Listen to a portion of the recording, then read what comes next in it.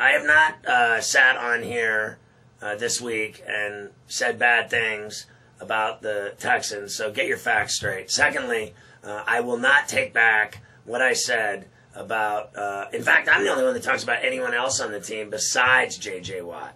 ESPN is guilty of making the game, it's Kansas City versus J.J. Watt.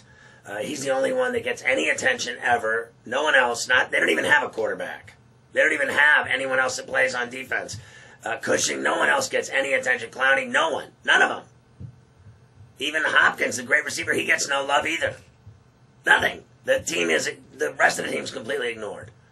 That, to me, is ridiculous. I get it. J.J. Watt's a badass. Great, good for you. But it's a team game. I've always believed that. Everyone that's good, that makes plays, deserves to get attention and deserves to be mentioned and praised when they do well. Like we had Sendejo on from the Vikings, 14 tackles against the Packers at Lambeau Field. You know, no one ever talks about that guy, ever. Ever. What do they talk about when they talk about the Minnesota Vikings? Adrian Peterson. He led the league in rushing, and it was the worst, wasn't that like the worst big season of, rushing yardage in terms of, he led the league in rushing with, no yards. Isn't that, really what happened? And they brag like it was the worst year for running backs ever, wasn't it? And they only talk about him. They talk about Teddy a little bit.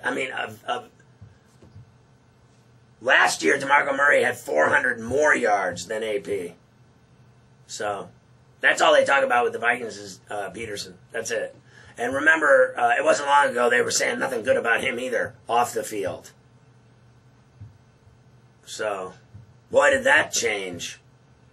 Boy, now he's a hero. Remember when he was beating his kid with a switch? Now they're just talking about how great he is. It's hilarious.